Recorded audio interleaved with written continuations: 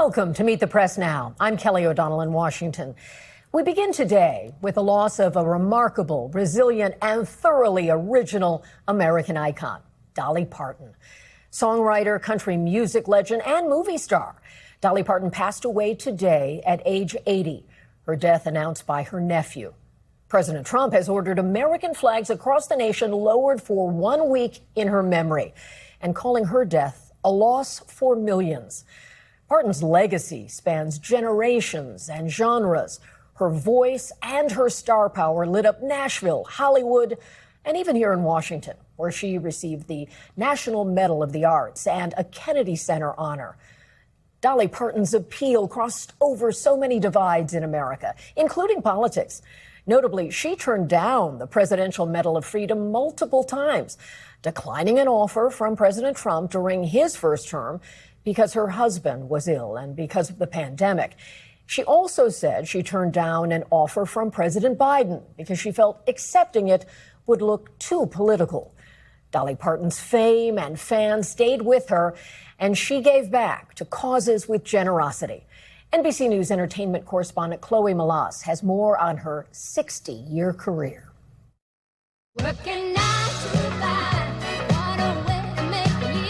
On the radio, there is no such thing as natural beauty. on the screen, We've got chocolate and yellow cake mix. and even in the baking aisle. Dolly Parton did it all. Singer, songwriter, actress, philanthropist, businesswoman. I was my own woman from day one. Here you come again. In her lifetime, Parton wrote and performed over 3,000 songs, 25 of them #1 hits.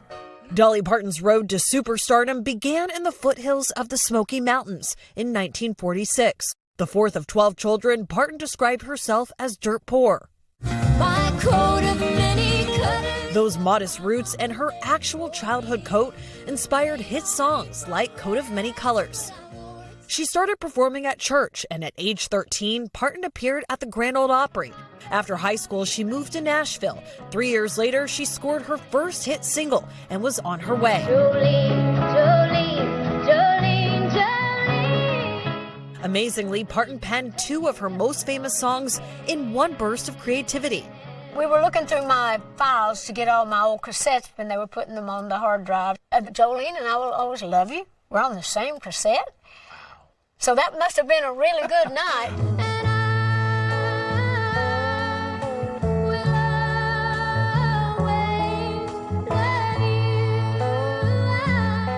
And while Parton sang a version of I Will Always Love You that reached #1 on country charts,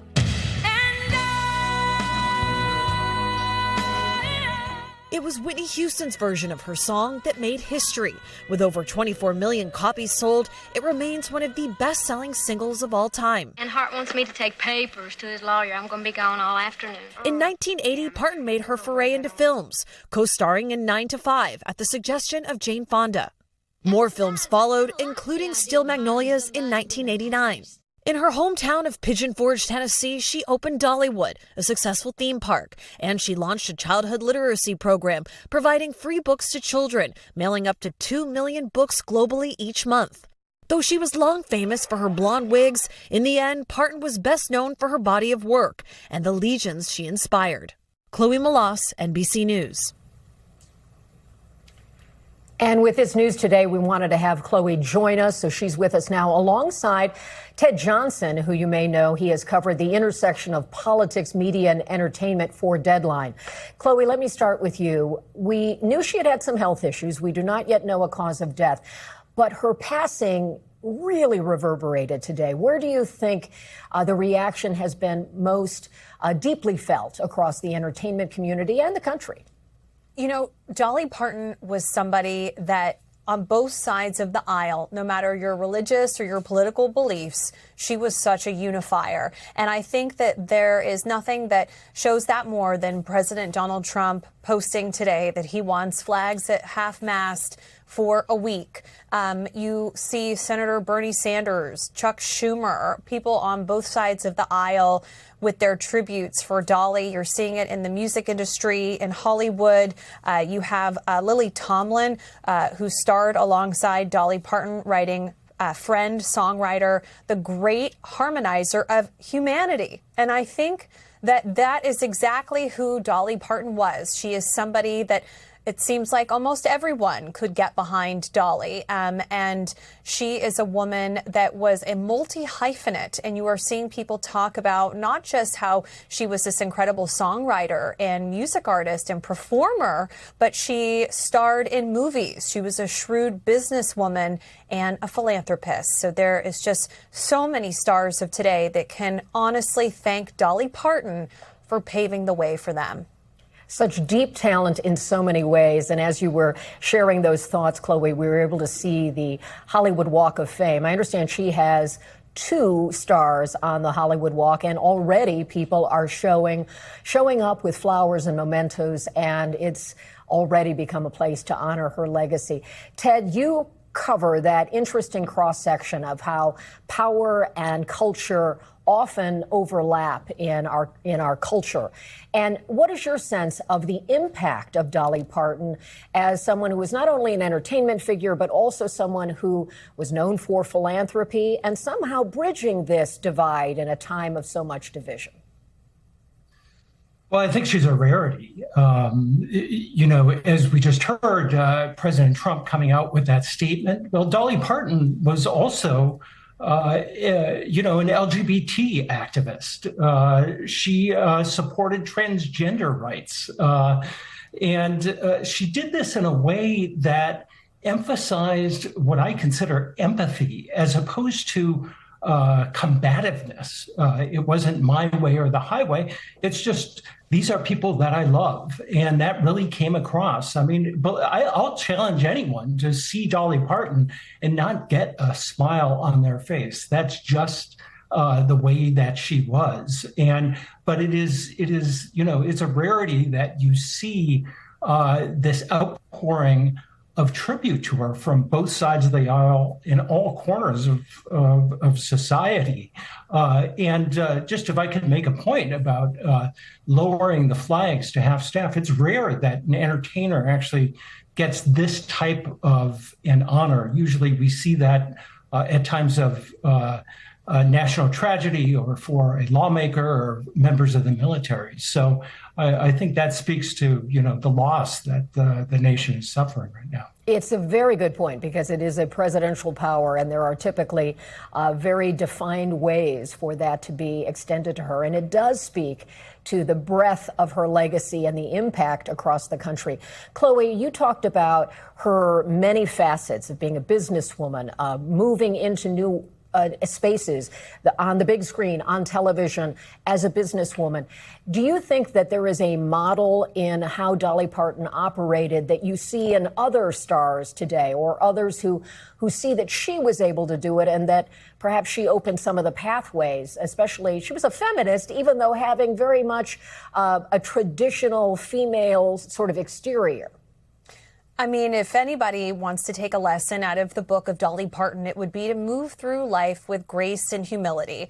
She is somebody whose personal life was never splashed across the tabloids. She had a very private and loving marriage to her longtime husband, Carl Dean, for 60 years, who she lost last year. And this was a woman who, again, like you said, an incredible businesswoman who paved the way for so many of the stars of today. When you look at someone like Taylor Swift, who writes so many of her hit songs, so did Dolly Parton, writing I Will Always Love You, or The Coat of Many Colors, or 9 to 5, which really was an anthem during the women's liberation movement. And when you also talk, which you just heard moments ago, about how she, was subtly supporting trans rights with a song in 2005 that was actually nominated for an Oscar for the movie Trans America. I mean, again, she said at one point in an interview with Larry King in 2017, she said, I keep saying, if you're the fine Christian that you think you are, why are you judging people? That's God's job. And so she didn't shy away from politics completely, but it was the way in which Dolly Parton moved through the world. And I think that's why so many people are pouring out tributes to her today. And really, so many of us can just get behind Dolly Parton because she really was a life well lived and somebody that, although had strong beliefs, she did it with grace. That's the interesting thing. So authentic, as true as the reddest part of Tennessee in her upbringing, her resilience, and yet very comfortable in Hollywood. And as you point out, having opinions and yet not being political. And that is something we don't see often. And Ted, I think, is there something that you think is a takeaway from some of the high wattage stars today who often get drawn into the political space and sometimes pay an entertainment price from it? Is there something to be learned by Dolly Parton's way of maneuvering these different parts of American life? Yeah, I think there's a way of doing it. And she had this sense of humor that she would use to her benefit. There was a moment a couple years back on the Emmy Awards when she was appearing with Lily Tomlin and Jane Fonda, and they got kind of political. And she made a joke at that time about her endowed figure, and it just made the audience laugh. She kind of, sure, she had opinions, but she kind of knew when to not step into the fray. And there's a lot to respect about that.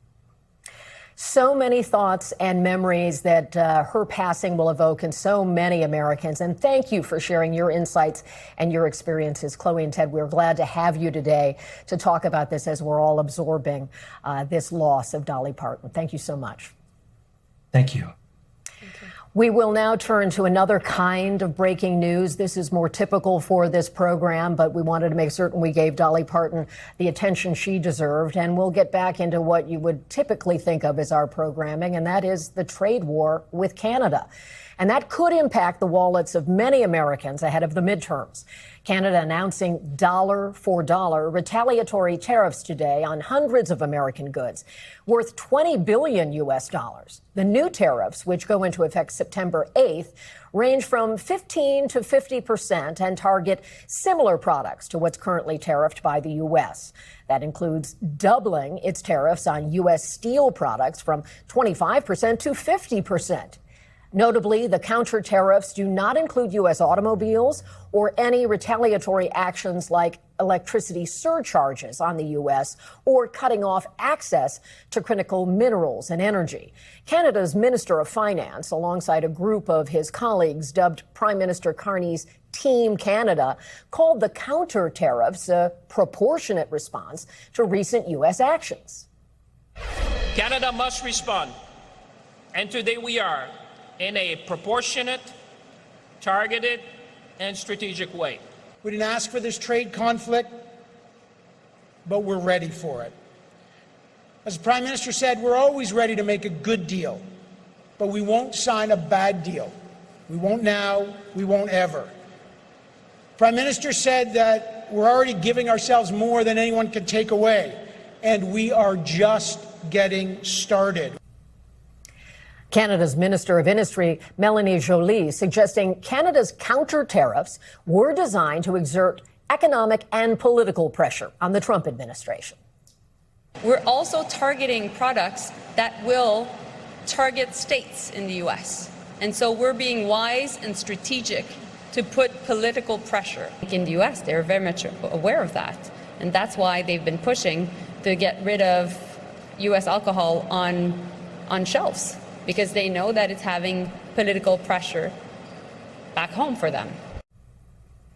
This morning, President Trump lashed out at Canada and Prime Minister Carney in a series of social media posts, floating that he may change the name of Lake Ontario to Lake America, calling Carney weak and ineffective and accusing Canada of ripping off the U.S. This all comes after trade talks between the two countries collapsed this weekend, which prompted a wave of new tariffs against Canada by the United States. And joining me now is NBC News business and economy reporter Ali Canal and NBC News White House correspondent Yamiche El-Sindoor. Welcome to both of you. Ali, let me start with you. Let's break down what these retaliatory tariffs look like. What are the biggest sectors Canada is targeting? Yeah, well, Kelly, it's quite broad. More than 700 products facing 15 all the way up to 50% tariffs set to take effect September 8th. And like you were just saying, Canada is being very strategic about this, targeting the industries and the products that the U.S. went after in its own levies there. So you're seeing steel and aluminum products, along with things like furniture and clothing, will face 50% tariffs. Dairy, including cheese, along with appliances and fish. There are actually 18 pages of fish listed in that tariff announcement. They will face 25% tariffs. And then you also have agricultural equipment, paper, pulp products, electronics on this list. So big picture here, we're talking about roughly $20 billion worth of U.S. goods coming into Canada that will face these tariffs, basically a dollar for dollar match. And remember, I think it's important context to keep in mind that this is a $900 billion trading relationship between the U.S. and Canada. So this is a relatively small piece of that much bigger pie. The concern, though, is if you see this escalate and then we're all of a sudden in this massive tit-for-tat trade war with our neighbor to the north. That's important context because it is a sliver, and yet the impact could be very real for people. And we saw in our graphic there that it takes effect in September, and we mentioned some of the timing. How soon do you think Americans would practically feel the impacts of this?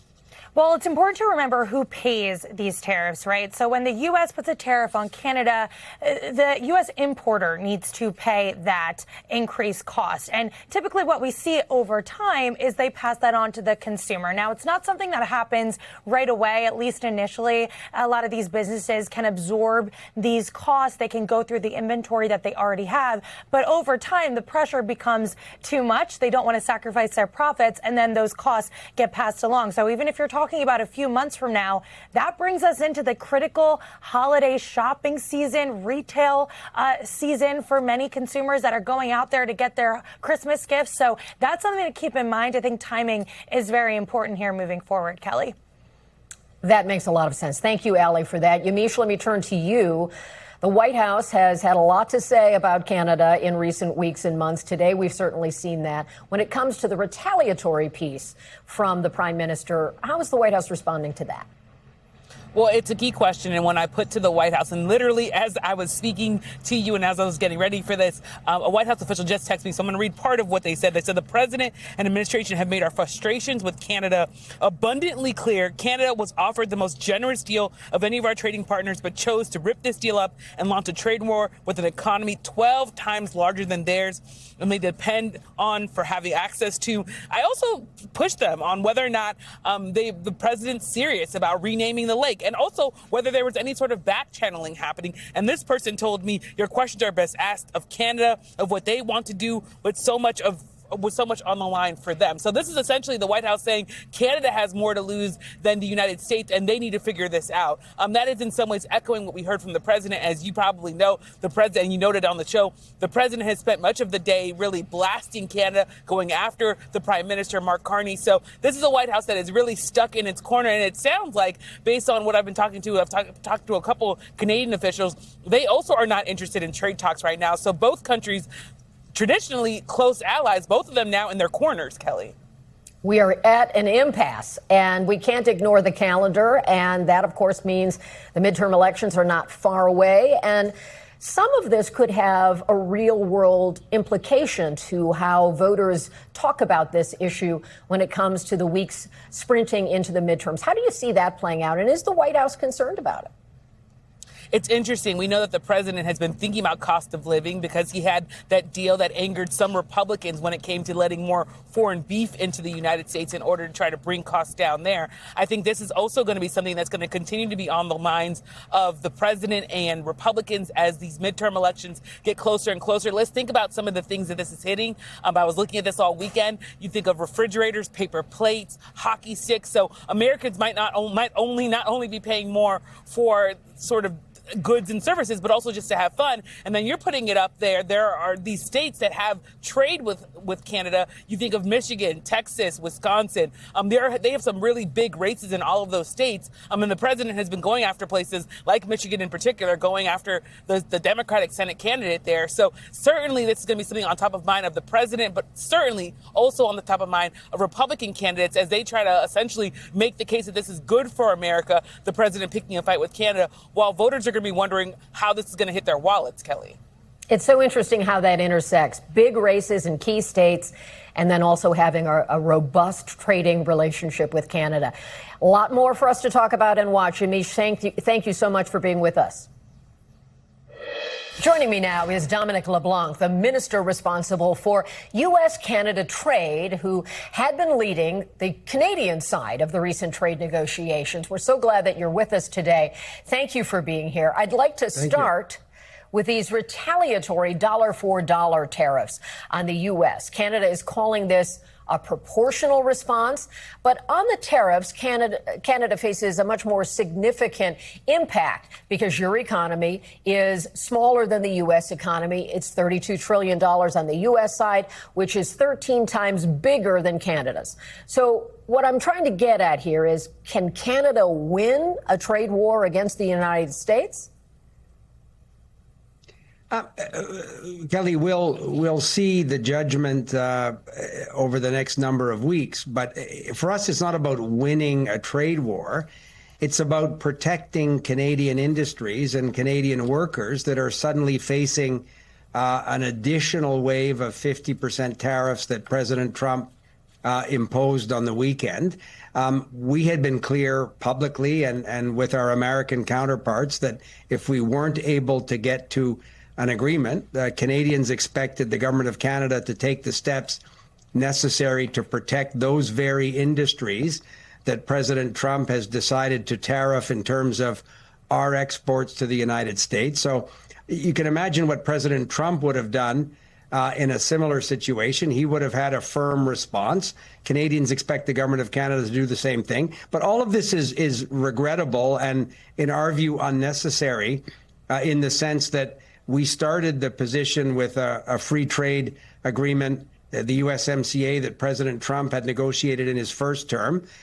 We had built over decades an economy very much integrated with the United States. We thought it's in the economic interest of both countries and still believe that that's the case. But if the United States is doing this to Canadian workers and Canadian businesses, and the government of Canada has a responsibility to take what steps we can to protect them. One of the things I'd like to drill down on is that there are potentially 100,000 Canadian jobs that could be lost because of U.S. tariffs, and the GDP would take a hit. What is it about this that you think is worse than what had been talked about when these talks fell apart? So when the talks fell apart on Friday last week, we were facing the threat under Section 338 of these 50% tariffs on a basket of about 28 billion Canadian dollars of exports. That's in addition, Kelly, to the Section 232 tariffs, which the United States government applied to steel, aluminum, automobile producers, in our case, the softwood lumber industry.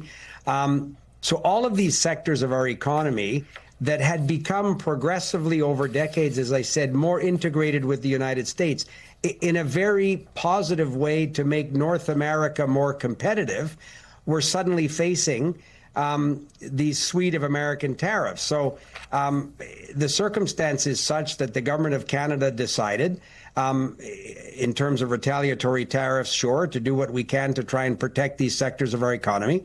We also announced a series of support measures for businesses and workers who, as you said, might be facing layoffs, businesses that are suddenly facing huge financial headwinds through no fault of their own. This is a circumstance that the United States government has created.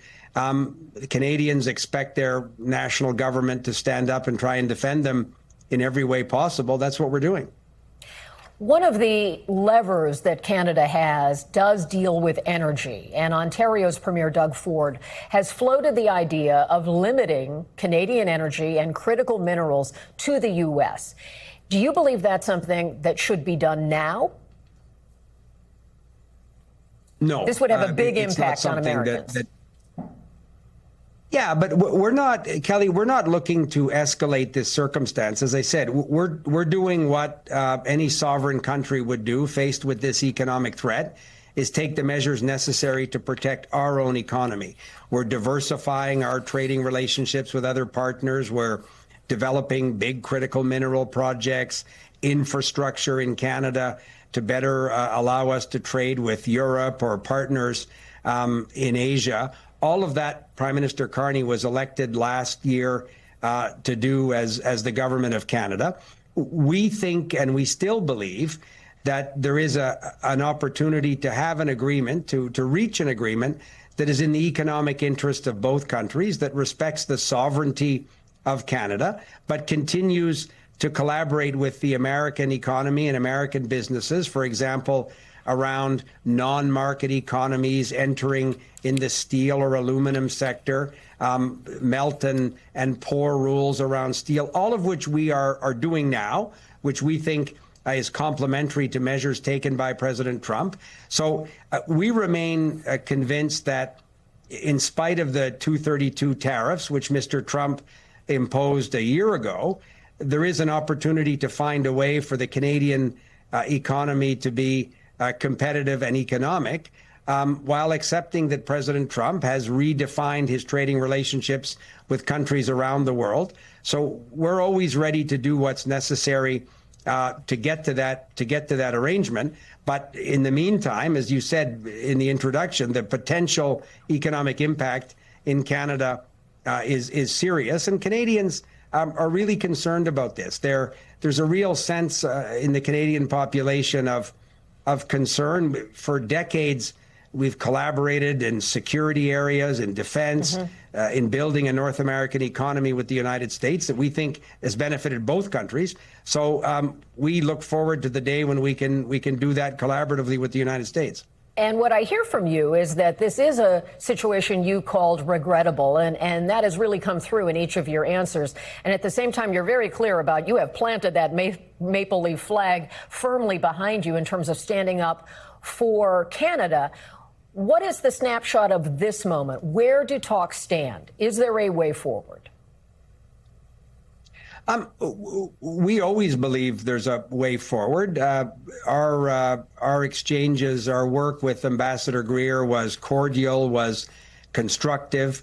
We all approached these conversations in good faith. At the end of the day on Friday, Prime Minister Carney concluded that we weren't able to reach an agreement that was in the economic interest of our country. If certain sectors of our economy were facing 232 tariffs that created a circumstance where there was an uneven playing field, you can't ask the Prime Minister of Canada to agree to something that would make our auto industry over time less competitive, or the steel or aluminum industry, critical parts of our economy, exactly as President Trump has defined in the United States.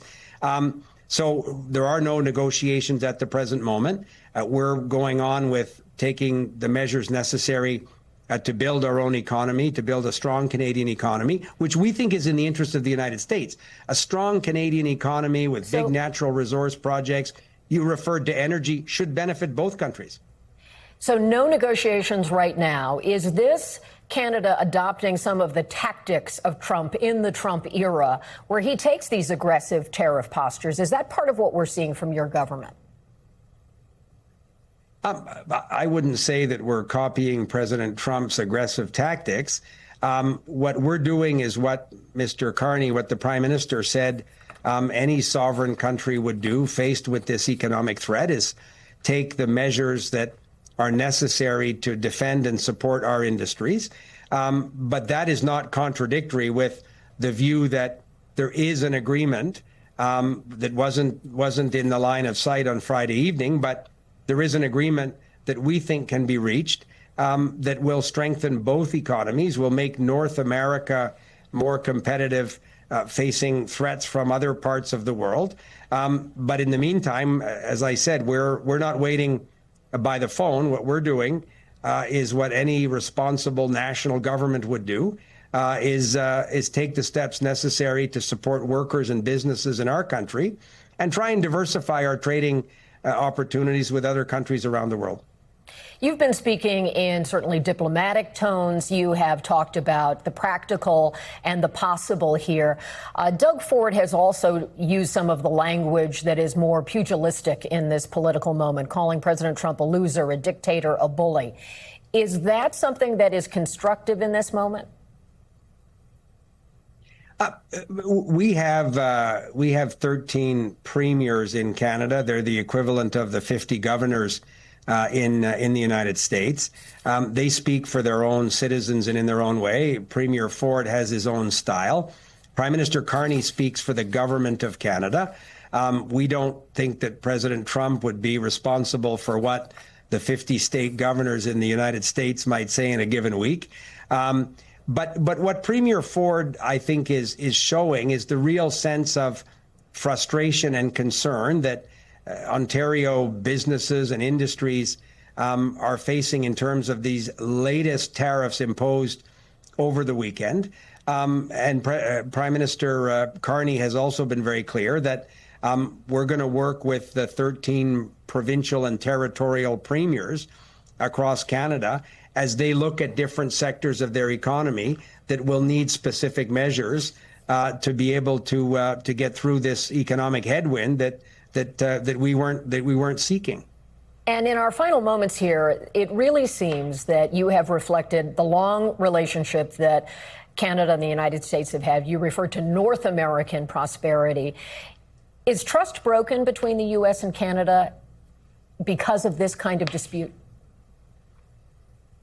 I wouldn't be that stark. This is a relationship between two countries that has been successful and has been extremely close for decades. There's not one Canadian that doesn't have some personal connection to the United States. It's often studying there. In my case, I went to university there. People have cousins and family members that live there. They go on a holiday there. They do business with the Americans. This is a well-worn path of a relationship that has survived challenges before. At the end of the day, we have to build an economy in Canada that's resilient and strong. That's what we're going to do. But none of that should be seen as contradictory to working with our most important ally in building an economy that can be competitive for two countries. And in the case of USMCA, that would include Mexico as well. After all, the U.S. and Canada are neighbors, and we are deeply interested in where this goes next. Minister LeBlanc, we thank you for your time and your expertise today. Well, you're very kind for having me on the program. Thanks very much.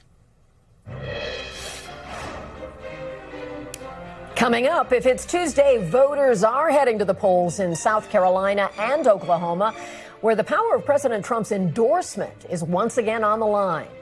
Plus, much more on the life and legacy of Dolly Parton, the country music legend who became the rarest of American icons, beloved on the left and the right and across all the demographics for her success. And she had a particular idea of when she really arrived. I have come a long way from the hills of Tennessee, and I've worked hard to make the folks back home real proud of me. Now everybody knows my name, no matter where I go, but I never really made it till the Johnny Carson show.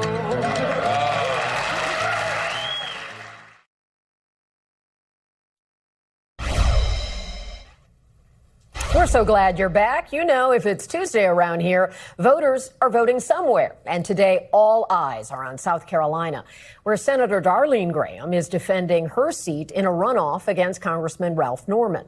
The race has become a proxy for the power of the president's endorsement. Mr. Trump is backing Graham after supporting her appointment to the seat following the death of her brother, Senator Lindsey Graham. The president voicing his support at a tele-rally last night after campaigning with Graham in person last week. Darlene Graham, get out and vote. I love her. I think she's great. I asked her to do it. I got her into this whole thing. I have to make sure she gets in because there will be nobody better. Yesterday, Graham told our colleague Ryan Nobles that she appreciates the president's support. And at the same time, she's also working hard to win this on her own. Her decision to run for a full 6-year term has drawn scrutiny due to her lack of political experience. Speaking to reporters after voting today, Graham says she feels confident about her chances. Welcome to Election Day again. How are you feeling? I'm feeling good. I'm good. I've been working really hard going around the entire state because it's important to me to hear from the people of South Carolina and what's important to them. And joining me now is Chief Capitol Hill correspondent Ryan Nobles. He's on the road in South Carolina, and NBC's chief data analyst Steve Kornacki. He's at the big board, of course. So, Ryan, you're on the trail. Tell us what you are hearing from talking with voters today. What are they getting at when it comes to this race, which is a runoff? Yeah, I mean, there's quite a few obvious themes that are emerging in this race, Kelly, and that is, are South Carolina voters willing to trust President Trump and put their support behind Darlene Graham, despite the fact that they don't know a lot about where she may end up politically, what type of senator she will be, because she just doesn't have a track record, a legislative track record to bank on? Or are they more willing to go with the sure thing in Ralph Norman, someone they know, someone who not only served for a significant amount of time in Congress, but also served in the state legislature here in South Carolina? It's becoming a battle between endorsements and experience, and we found voters that are sitting on both sides of this fence. Take a listen. Are you worried that she doesn't have a lot of experience? No, one of the main things to me that she's not part of the establishment. You know, it's just she's going up there to me fresh, and she's going to learn. President Trump's endorsement, does that matter to you at all? Does that play any role in your decision? Not in my decision at all. Yeah. Not at all. No, I think that whoever goes in there needs to be independent, whether it's Republican or Democrat. They need to vote what's right for the country. And South Carolina, right? That's right. Yeah. South Carolina. Yeah. You know, and that's the thing that bothers me so much. Lindsay had a lot of experience and a lot of power, and we're going to miss that. And so the question is, where will this momentum ultimately end up? You do get a sense that President Trump going all in, showing up here on Friday, doing the tele-rally, and then investing another $800,000 from his political arm could be the difference between a win and a loss for Darlene Graham here tonight.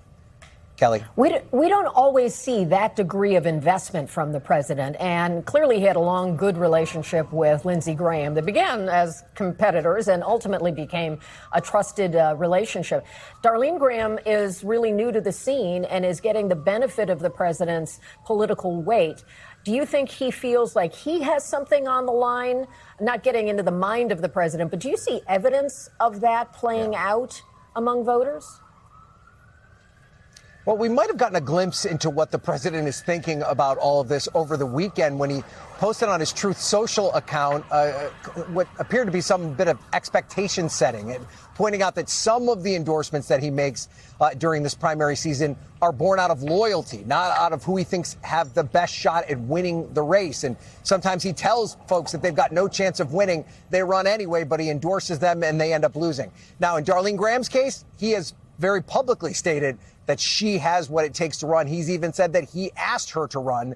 So that is a different scenario here. There's no question that if she wins or loses, Donald Trump will be able to get the credit, and he will certainly get a degree of the blame. The one thing we found being here, Kelly, is that there's not this universal transfer of political capital from Trump to Graham. There are folks that are saying, I support Donald Trump, but that doesn't necessarily mean that's enough for Darlene Graham. So we'll have to see how that plays out here tonight. Thank you so much, Ryan. And of course, this is a new 6-year term. She's filling the remainder of the term for her brother. Let me go over to Steve now and get a sense of what the map might tell us about what does Ralph Norman have to do, what does Senator Graham have to do to be successful for a full 6 years in the United States Senate. Yeah, Kelly, a couple hours from now, the map will start filling in, but maybe as a reference point, we'll take you back to what it looked like in the preliminary here. Graham and Norman finishing 1-2 to make this runoff. A couple things. Obviously, look, Graham got a third of the vote. So she's got a long way to go to get up to 50%. And something else to keep in mind, obviously, her brother, Lindsey Graham, his relationship with the Republican base in South Carolina was always a very uneasy relationship. Graham, just prior to his death, had run for re-election in a Republican primary, vastly fundraised his opponent. He only got 56% of the vote in that primary. So that Graham name comes with a lot of advantages, but it could come with some drawbacks for Darlene Graham as well. Take a look, though, at how it broke down between Graham and Norman in the primary and what it means for tonight. Well, Norman, his congressional district, 5th congressional district, is based right here outside Charlotte, Rock Hill, York County. He won there, not surprisingly, but his support extended really all the way across the upstate here. Greenville, Spartanburg County. These are major, major hubs in the Republican primary. Greenburg and Spartanburg counties together are going to cast probably 20% of all the votes statewide. These were big numbers for Norman in the primary, and these are also places where Lindsey Graham and his political career, these tended to be where he put up his worst numbers in Republican primaries. So Norman can get potentially a lot out of the upstate tonight. Where is Graham looking to counter that? I think one place to keep an eye on is right here. This is they call this the PD region, Myrtle Beach here, then going inland, northeast South Carolina. The third candidate here, Russell Fry, this was his congressional district. He swept the district in the primary here. Now, since that primary, Fry has turned around. He's endorsed Darlene Graham. When Trump came to South Carolina to campaign for Darlene Graham, he went right here to Myrtle Beach, to the 7th Congressional District. These are older Republican voters. A lot of retirees here. Tends to be a very pro-Trump, MAGA-oriented Republican vote here. For Graham, the question here isn't just winning the 7th Congressional District. She needs to win it big. Because if Norman can get big numbers out of the vote-rich upstate, and Graham can counter it in the 7th Congressional District, then where would we look? We would look to the Midlands. We would look to Columbia. We would look to Lexington County, the suburbs of the state capital there. That could become really contested terrain tonight. This is such quintessential Kornacki, really diving into the map. I learned a lot from that, so thank you. Very briefly, we also want to check in on Oklahoma and the governor's race there. Also attest to the president's endorsement. What are you seeing? Yeah, take a look here. This, call it up on the screen here. This Republican runoff again. This was the preliminary. Gettner Drummond, the state attorney general, Mike Mazzei. Look, it was only 1,100 votes separating them in the preliminary. Trump is behind Mazzei. And not only is he behind Mazzei in this, he's also been going after Drummond. So he's been telling Republicans not only is he for Mazzei, he's very against Drummond. This is what it looked like in the preliminary. We'll see tonight as it comes in. But Trump's got something on the line in both states, clearly. Well, Steve, stay hydrated. You got a long evening ahead. Thank you so much. And we want everyone to tune in to the Kornacki Cam for special coverage of tonight's election results. That's at 7 p.m. Eastern on NBCNews.com and YouTube. And for even more analysis, all midterm season long, scan the QR code on your screen right now and sign up for the Data Dive. It's a newsletter with Steve Kornacki. And with the midterm elections fast approaching, the Supreme Court gave President Trump and his administration a preliminary victory in its effort to restrict voting by mail, which the president has baselessly claimed is cheating, while also using that method himself a number of times. Analysis shows that more Democrats opt to cast their votes by mail than Republicans, but both parties use mail voting. Late yesterday, the High Court lifted an injunction imposed by a Massachusetts judge that blocked key provisions of an executive order President Trump signed in March. 23 states and the District of Columbia sued to stop that order, which directed the administration to create lists of what it deems are eligible voters and for the Postal Service to deliver mail ballots only to those people on the government-approved lists. The Supreme Court, however, did not rule on the underpinnings of this, the legality of the order itself. But it's really about procedure. It only ruled that the Massachusetts judge imposed an injunction too soon, meaning this legal fight will continue. Now, if that was hard to follow, I've got the expert with me here. NBC News senior Supreme Court reporter Lawrence Hurley is here. And Lawrence, I know you are in all the weeds on this and can help us understand, is this going to make a big difference before November, or is this just one step in an ongoing legal fight? I mean, right now, nothing has changed. This Supreme Court ruling just said the judge acted prematurely in issuing an injunction. There's another injunction that still remains in effect. As we speak, I've been checking this afternoon. There's court filings coming in. Judges are looking at this. There's the same judge in Massachusetts. A different judge in Washington, D.C. is also looking at this. And it's very possible that this EO, the executive order, doesn't go into effect at all, at least as it relates to this postal service provision that would kind of input the postal service into the job of deciding who gets ballots and who doesn't. And so this is a quickly moving situation that we could even get a decision as soon as today, later today. Oh, okay. So, everyone needs to stay tuned. Yeah. So you've been hitting refresh, I'm sure. On the underpinnings of this, is the legal question about nationalizing elections by having this list? Is that what is the issue? A big part of this, as you know, is in the Constitution, the states have the job of administering elections. And that's been, well established for a long time. Federal government has a very limited role in doing that kind of, the nuts and bolts of counting ballots and deciding who gets to vote. Unless, Congress passes some big election law, which of course they have not done. They rejected President Trump's attempt to do that.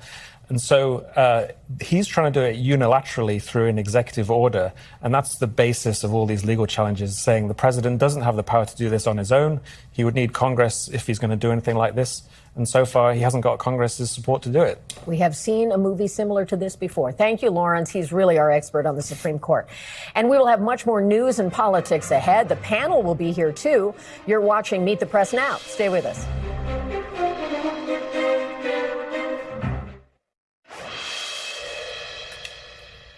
And welcome back. It's panel time. Michigan Democratic Senate candidate Abdul El-Sayed is distancing himself from progressive commentator Hassan Piker after Piker suggested that American Jews invite violence against themselves by supporting Israel. While he was speaking on his live stream, Piker displayed a post with a photo of Democratic Michigan House candidate Jeremy Moss, who is Jewish. The comments have drawn widespread backlash and once again cast a spotlight on El-Sayed, who campaigned with Piker during the primary. El-Sayed criticized the rhetoric, calling anti-Semitism a scourge, but he stopped short of criticizing Piker directly. And joining me now is our panel, Kate Santeliz, congressional reporter at Axios, Antoine Seawright, Democratic strategist and founder of Blueprint Strategy, and Stephen Hayes, CEO of The Dispatch and an NBC News contributor. Kate, let me start with you. So when you are hearing reaction now with Democrats who have been kind of going all over this, what are you hearing about how the Piker piece of this is popping up in this race? Well, it's been a huge issue for Democrats in this state specifically. And El-Sayed, yes, this is the clearest example we've seen of him distancing himself from Piker. But at the same time, that statement did not go far enough for a lot of Democrats. We saw Congresswoman Hillary Scholten come out and basically say that anyone who associates with Piker is not someone that she's going to campaign for, and that El-Sayed has a lot of work to do when it comes to unifying Democrats in the state. And that's going to be his biggest challenge. The general election electorate is going to be a lot more broader than what he had to deal with in the primary. He needs to win over moderate and Jewish Democrats in that state. And Antoine, is this was sort of a predictable potential problem for him? And do you get a sense that this is his political skills being tested? Is it about loyalty? Is it about not wanting to pull back too much? How do you assess his performance in this and what the impact will be? I think the tectonic plates automatically shift from a primary to a general election. True. And you want to limit your political liabilities, and you want to elevate as many assets as you can. Obviously, Piker is a liability not only to Abdul, but to the Democratic Party as a whole. I keep reminding my Democratic friends, our homework is not graded the same as Republicans. They can cuddle and play footsie with white nationalists and white supremacists, and it's okay with their base, and it's okay, by and large, with the American people. That does not apply to the Democrats, and so we have to make adjustments along the way. And Stephen, earlier this month, El-Sayed was on Meet the Press, and he dodged a question about whether he would campaign with Piker. And he says he wants to be held accountable for what he says and does. And how much responsibility do you think he bears for the words and actions of someone else? Or is it really about the political calculation he's making? Is that where he's being judged? Yeah, look, I think he owns it. I think he owns Hassan Piker. Remember, in the days before the primary election, it wasn't just that he refused to distance himself from Piker. It was that he was almost put off by anybody suggesting that he ought to distance himself. And that part of his appeal was that he was being authentic by standing by Piker, despite the fact that Piker was getting criticized from so many other places. So he's got to answer, I think, now a couple different questions. One, on his association with Piker. Look, I mean, these latest comments are outrageous. I think they're anti-Semitic. I think they're everything everybody said. They are not the most controversial comments that Hassan Piker has made. I mean, this is somebody who said America deserved 9/11. This is somebody who's cheered on Hamas, openly cheered on Hamas. That's problem number one. I think the second problem is al-Sayed had authenticity going for him in the primary, in part, I think, because he stood by somebody like Hassan Piker. Now, if he's distancing himself with statements that are, seem to be focus grouped or tested, kind of mealy-mouthed, and not standing by him, that causes additional problems. But what burns my toast the most is somehow or another this double standard. So Democrats are required to distance themselves from certain radioactive figures, rightly so, we should, but somehow or another Republicans, it's okay to do that. It's okay for Donald Trump to dine with white nationalists. It's okay for him to pardon white supremacists. The price hasn't been as great there, is what you're saying. Say that one more time? The price hasn't been as great for That's my point. Well, it's not even that. They're not held to the same standard, so it's almost like hypocrisy. It's almost a set of a hypocrisy for Republicans to say, you should do this or you're required to do this, but yet they don't. Look, it doesn't apply. You're not going to get any argument from me that Republicans have troubles casting stones and being consistent on this for precisely the reasons that you say. I think both parties should be held to account for the most outrageous elements in their partisan coalition. So your toast is burned a little too. My toast is burned. So Michigan's important, but let's also turn to Oklahoma. Let me go to that with you. So the governor's race is an important one for the Republicans, and the runoff, clearly this is red Oklahoma. Do you see the president's influence being resident in this particular race? I think definitely. I mean, the president and who he chooses to endorse has been very important in all these races, like in South Carolina today, where this is going to be a huge test of how powerful his endorsement is there when it comes to Darlene Graham versus Ralph Norman. But the president's endorsement and the power of it has waned a little bit over the last few races that we've seen. Some of his candidates that he's endorsed have ended up losing when it used to be kind of this ironclad thing. Whoever he'd endorse most likely would get the nominee. So, of course, it's going to be important, but remains to be clear exactly how. Let me bring into this a little clip of tape here. This is Drummond, who's on the ballot, and he had talked about the importance of the president's endorsement. Let's listen to that. He's the attorney general in Oklahoma. Let's get a sense of what he had to say. I do think the majority of Oklahomans would agree that the tariffs are too far, that importing cheap beef only injures Oklahoma's cattlemen, ranchers, and farmers.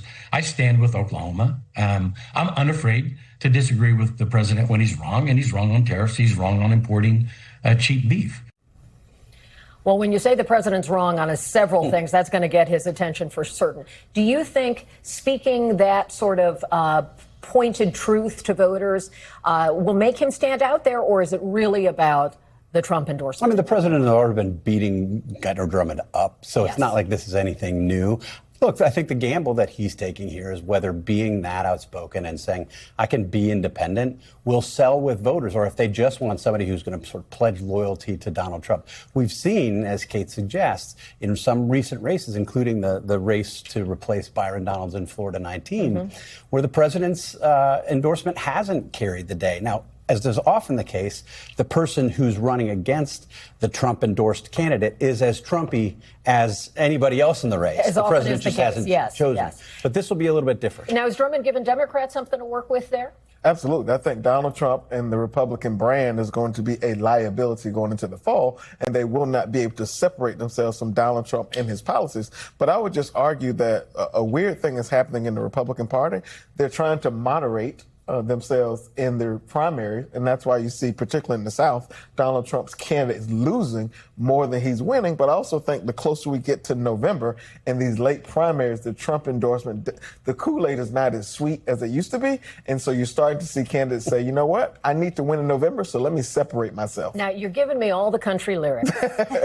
So on this day, let's think a little bit about Dolly Parton, who I was surprised at her passing. I knew she had not been particularly well, but I did not know what was coming today. I'm certainly struck by it, and it's hitting a chord across all kinds of demographics. I'm going to just open this up to you. Her death at 80 today, this American icon. What does she say about American culture in this moment? What does her life say? I mean, she was an open, practicing, faithful Christian who, as you say, crossed demographics, had supporters of every demographic. My daughter sent me a note after she learned about this. She's a college student, and said she was surprised by Dolly Parton's passing, not just because she hadn't been following what was going on, but because there was this sense that Dolly was immortal. And, you know, you sort of feel that way, like she was always going to be around. I saw her in concert 25 years ago at a bluegrass festival called Merle Fest in Wilkesboro, North Carolina, and she had whipped the crowd up and done her popular songs and then switched to a slower song, an emotional song, and she was singing it. And as she was singing, she started to gag, and it was abrupt, and it was, people didn't know what was going on. And it turned out she had swallowed a bug. So she swallowed a bug. She stopped the whole song, said, "I swallowed a bug. I got to do this one again." And everybody, There's it was great. What a poll, Steve. The sense, even across generations, what is your sense of the impact of, in some ways, she reminds me of some of the skill set of Taylor Swift, writing your own material, having just a larger than life presence. Does it matter to your generation that someone like Dolly Parton has left this world? I think so. I mean, all of my friends texted me immediately when they found the news, were shocked. She's someone that I was actually just listening to one of her songs over the weekend with my friends, and we were driving and all singing it. I think she's a popular figure among all generations, and especially for political parties, you know, she's someone who unifies both parties together. We've just seen an outpouring of support from Bernie Sanders to Speaker Mike Johnson. So she's one of the few people left in American culture that can do that. She's like fine wine. Yes. Her music and her presence has gotten better over time, and I think that's how you remember her.